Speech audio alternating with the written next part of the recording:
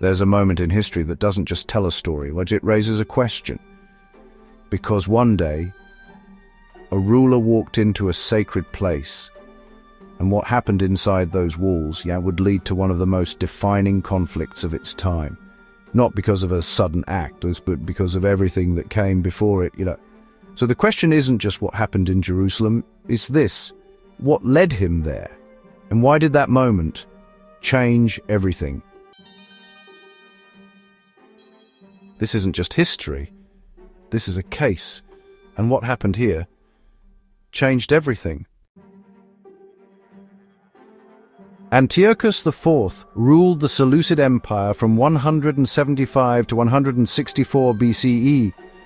On paper, he controlled a vast territory across the Near East, but in reality, his power was fragile.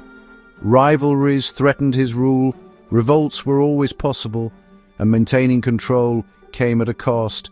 Wars drained resources, pressure was building, and when pressure builds inside an empire, it doesn't stay contained.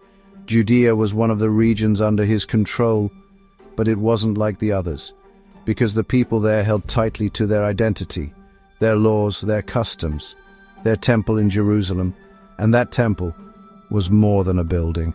It was the center of everything, which meant it was also a boundary.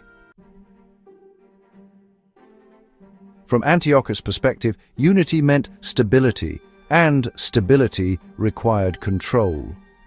So he began applying pressure, not all at once, but gradually.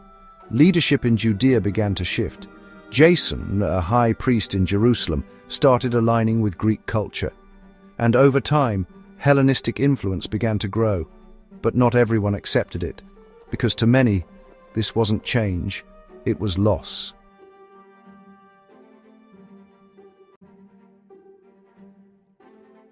Resistance didn't begin with war.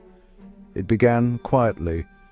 People refusing to abandon their traditions, practicing in secret, small acts. But in a system built on control, small acts matter because they signal something deeper, a refusal.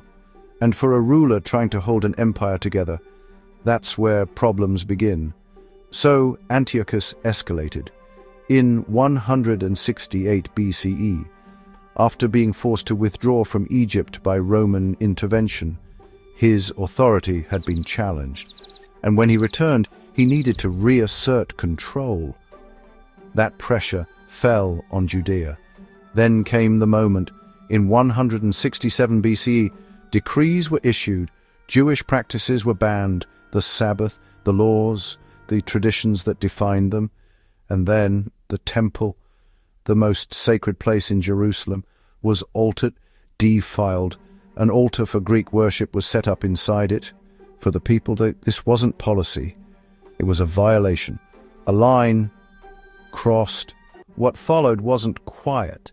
It was reaction. News spread quickly, and people didn't see it as control. They saw it as an attack.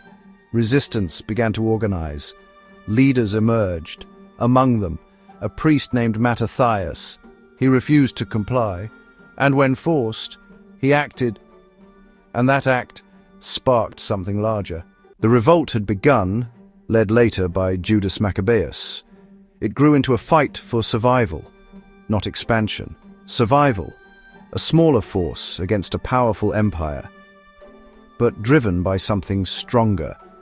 Because once people decide their identity is worth fighting for, the outcome becomes harder to control.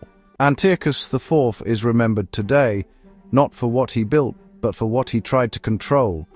Because the moment he crossed that line in Jerusalem, he didn't just enforce authority, he created consequences, a rebellion that outlived him, a resistance history would preserve, and a moment that would be remembered, not for what he intended, but for what it became, because sometimes a single decision can turn a ruler into a catalyst and a sacred place into a crime scene.